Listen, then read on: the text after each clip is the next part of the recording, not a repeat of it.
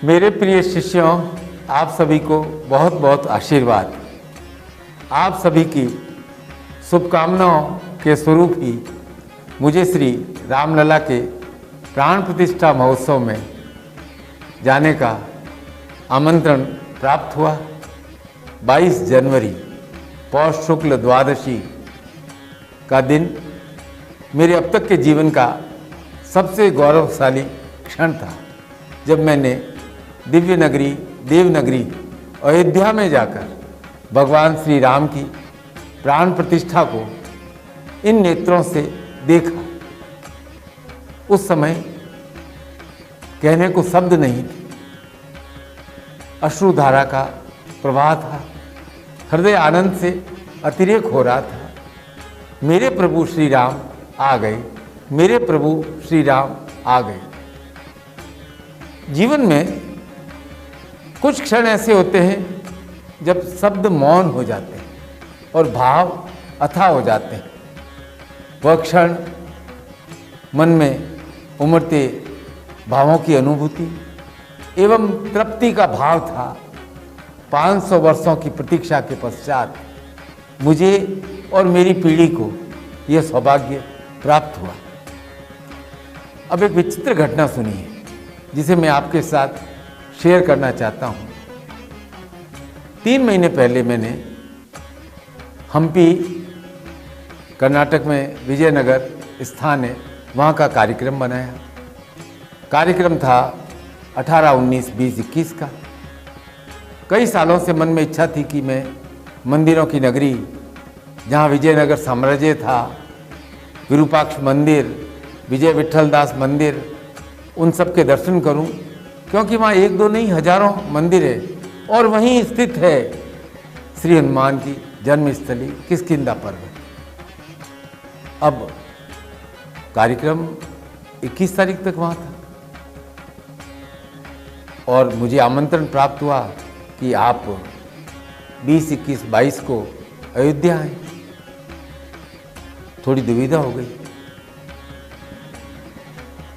मैंने विचार किया, हे राम, मैं आपके यहाँ 22 तारीख को अवश्य आऊँगा, लेकिन पहले मैं हनुमान जी के स्थान किष्किंधा अवश्य जाऊँगा और उन शिष्य सम्राट हनुमान के चरण कमलों के दर्शन करूँगा, जिन्होंने शिष्यत्व को सर्वोच्चता प्रदान की और श्री राम के सेवक बनकर प्रभु राम के सारे कार्य संपन्न किए। जब राम किष्किंधा पर्वत गए,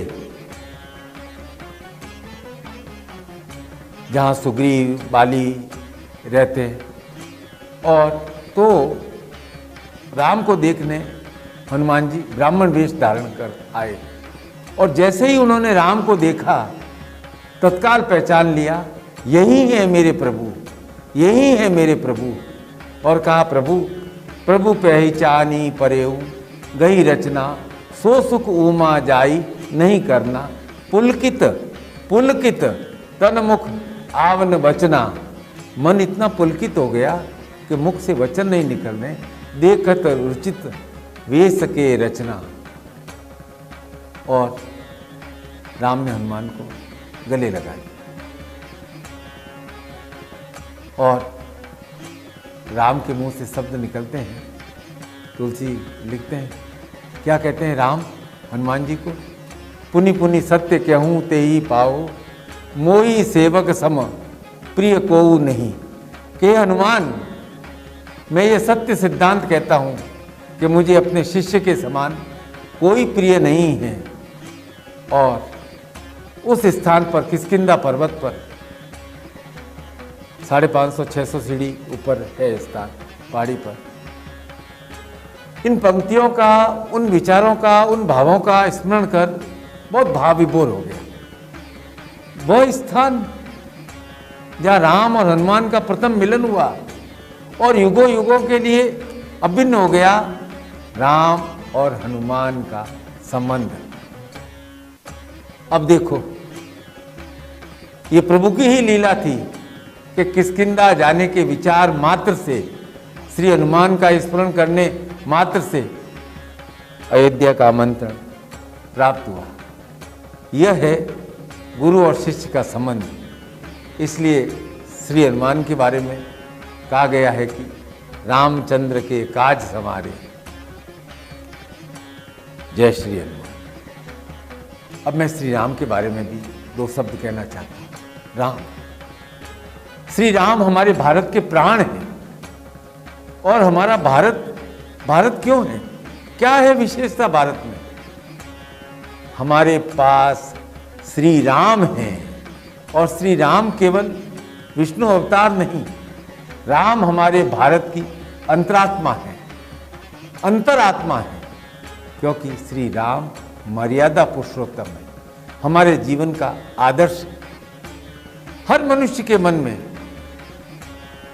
पुरुष से पुरुषोत्तम अर्थात श्री राम बनने की इच्छा होती है, बन नहीं पाता, क्योंकि मन का स्वर तर्क में उलझा रहता है, प्रैक्टिकलिटी में उलझा रहता है।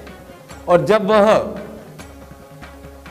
इस प्रैक्टिकलिटी के, तर्क के, व्यवहारिकता के भाव से जब ऊपर उठ जाता है, तब उसके मन में श्री राम का शब्द, श्री राम का नाम बुलंद होता है। जीवन के किसी भी क्षणों में जब हम श्री राम की भांति विचार करने की इच्छा ही रखते हैं, आचरण करने का प्रयत्न करते हैं, तो हमारे जीवन में श्रद्धा, अनुशासन और निर्बाध भक्ति का स्वर बुलंद हो जाता है। माता, पिता, देव, गुरु चरणों में हमारी भक्ति बढ़ती है। क्यों है हम पश्चिम देशों से अलग? हमारे यहाँ है गुरु शब्द, वहां नहीं है। हमारे यहाँ है गुरु के प्रति श्रद्धा, अपने से बड़ों के प्रति श्रद्धा, आदर और सम्मान। हमारे यहाँ तो बड़ी बहन और भाई के लिए भी दीदी और भैया कहा जाता है। उनका नाम क्या है हमें मालूम है, लेकिन हम गुरु, माता पिता, बड़े भाई, बड़ी बहन को नाम से नहीं पुकारते। क्यों? क्योंकि नाम से पुकारने से उनके प्रति हमारी भावना अभिव्यक्त नहीं होती है। जब हम दीदी और भैया कहते हैं तो हमारे मन में भावना व्यक्त होती है।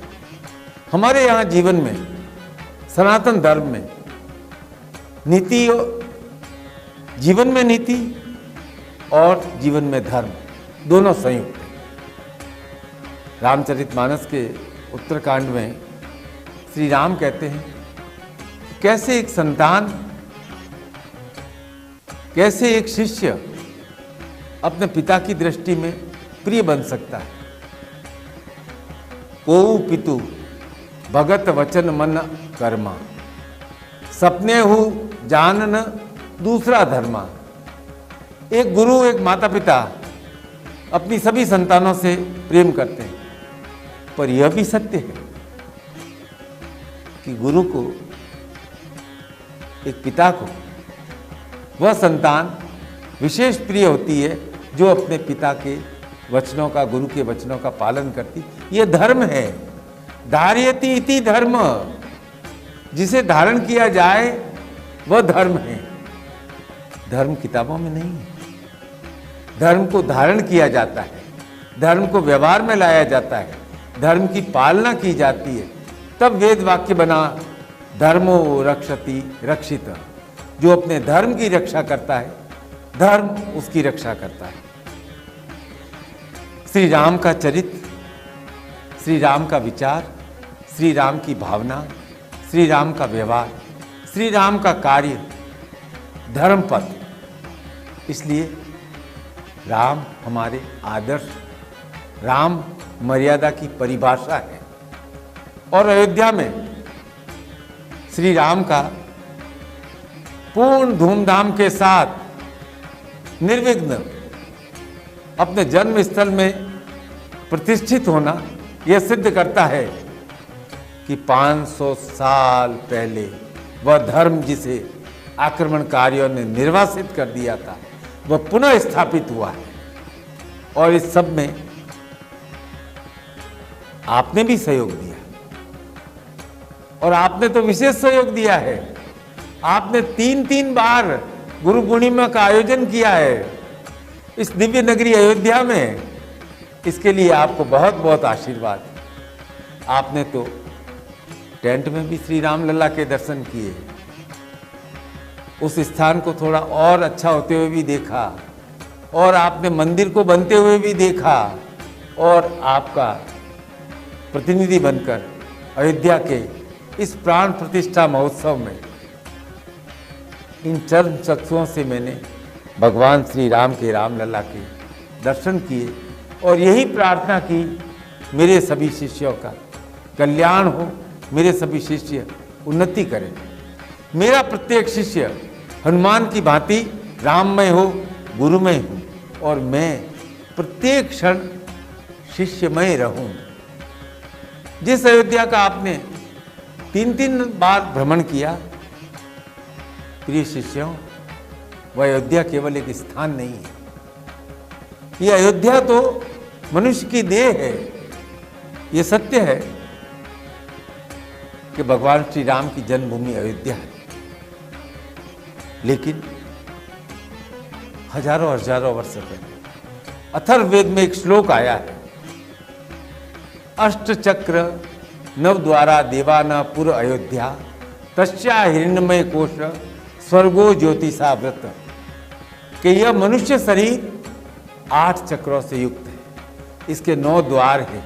इसी में देवताओं के निवास के लिए अयोध्यापुरी बनी है, और इस अयोध्यापुरी में ही अत्यंत तेजस्वी, तेजोमय, स्वर्णमय कोश है, जो परमात्मा की महान ज्योति से आवर्त है।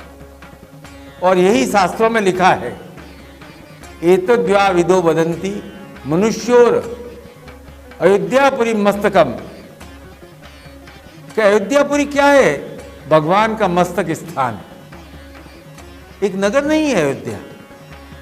अयोध्या तो वास्तव में मानव जाति की उत्पत्ति, उसकी संस्कृति और उसकी समग्र सभ्यताओं के विकास की वास्तविक राजधानी है, जहां राम राज्य।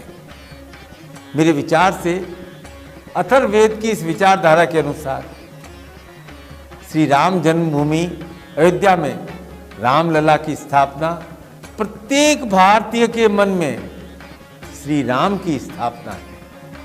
प्रत्येक भारतीय के हृदय के हिरण्यमय कोश में श्री राम की स्थापना है। श्री राम है भारत की संवेदना। और हमारे भारतवर्ष में सबसे अधिक गांवों शहरों के नाम राम के ऊपर ही है। अब 2011 की जनगणना के अनुसार भारतवर्ष में 3626 गांव शहर राम के नाम है। क्यों है भाई ऐसा? मेरे विचार से एक ही उत्तर है, राम हमारी चेतना के भाग है।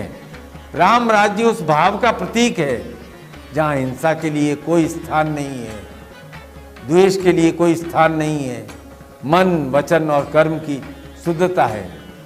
श्री राम हमें बताते हैं कि राजा कौन है। राजा वह नहीं जो राज्य करता है, राजा वह जो हृदयों को जीत लेता है। इसलिए श्री राम के पहले राजा आता है। राजा तो है ही है श्री राम। इंद्र के नाम के पहले भी राजा नहीं आता है। अरे भाई, भारत के राजा तो श्री राम हैं, सिर्फ श्री राम हैं। और जहाँ श्री राम हैं वहाँ सद्गुण है, वहाँ धर्म है। और विशेष बात क्या है? राम की चरण पादुका भी शासन कर सकती है। भरत ने राम की चरण पादुका राम सिंहासन पर विराजमान कर अयोध्या का राजकाज चलाया, केवल एक सेवक बनकर। क्योंकि राम है न्याय, वे अन्याय का प्रतिकार करते हैं। और अन्याय का प्रतिकार करने के लिए 14 वर्ष उन्होंने वनवास सहन किया। अन्याय का प्रतिकार किया पूरे अपने 14 वर्ष। और अयोध्या में श्री राम का निवास 140 करोड़ भारतवासियों को किस प्रकार बदलेगा? मैं कहता हूं बहुत कुछ बदलेगा। अयोध्या में बाल स्वरूप श्री राम की स्थापना हमारे भारत में राम राज्य की स्थापना का शुभारंभ है। राम संवेदना है, तो भारत वह शरीर है जिससे यह संवेदना प्रकट होती है। और हमारी भावना क्या है? सर्वे भवन्तु सुखिनः, सर्वे सन्तु निरामया, सर्वे भद्राणि पश्यन्तु मा कश्चित् दुख भाग भवेत्। तो राम की भावना धर्म की भावना है, न्याय की भावना है, विनय की भावना है, जिसके भीतर भी धर्म, न्याय और विनय की भावना बिना डर के स्थापित होती है, उसमें राम का निवास है। और जिसमें राम का निवास है वह भारतीय है। ये आवश्यक नहीं कि वह इस देश में रहे या परदेश में रहे, यदि उसके हृदय में श्री राम है तो वह भारतीय है। अब देखो, विभीषण लंकावासी था, राम भक्त था। रावण भरी सभा में विभीषण का तिरस्कार करते हैं, तो अभी विभीषण में विनय का गुण राम भक्ति से, तो इतना ही कहते हैं रावण को, तुम पितु सरिस भले ही मोही मारा। विभीषण प्रतिकार नहीं करते, उल्टे विनय भावना से उन्हें नीति युक्त शिक्षा देते। अरे भाई, जिसके हृदय में श्री राम है वह विनीत है, वह विनम्र है। श्री राम विनय सिखाते हैं, वे स्वयं विनय का जागृत स्वरूप है। आज के समय में विनय का अर्थ हो गया है साष्टांग दंडवत, और अहंकार तो उद्दंड होकर भ्रमण कर रहा है, घूम रहा है, क्योंकि श्री राम मन से धूमिल हो गए। इसी के कारण जब अहंकार उद्दंड हो जाता है तो मनुष्य बिना बात के, बिना मतलब के, बिना कारण के बेचैन है। अरे भाई, बिना राम के विराम कैसे मिलेगा? और मन में राम आने के बाद तो चिंता का कोई काम नहीं है। अरे किसी वाक्य को भी विराम मिल जाता है तब वह ठहर जाता है, हमारी सोच भी क्षण भर के लिए रुक जाती है। विचार करो, जब मन में राम आएंगे तो कितनी अद्भुत शांति प्राप्त होगी। और ज्ञानी लोग कहते हैं कि राम शब्द अपने आप में पाप ना सके।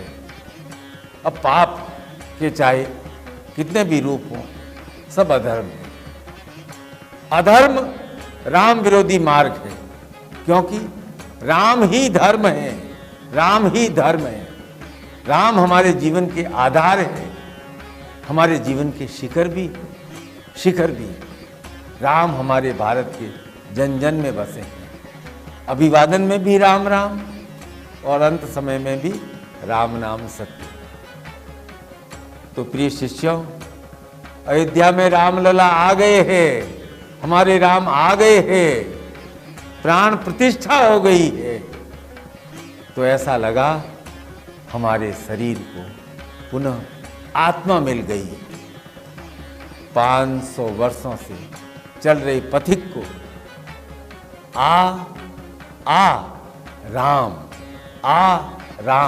आओ राम, आराम मिल गया है, और अधर्म को अब पूर्ण विराम मिल गया है। इस जीवन में धर्म से बढ़कर कुछ नहीं। राम धर्म के अनुसार विचार करो, व्यवहार करो, जीवन जियो, क्योंकि धर्म ही जीवन है। रामलला के आने की आप सभी को बहुत बहुत बधाई, बहुत बहुत शुभकामनाएं, बहुत बहुत आशीर्वाद।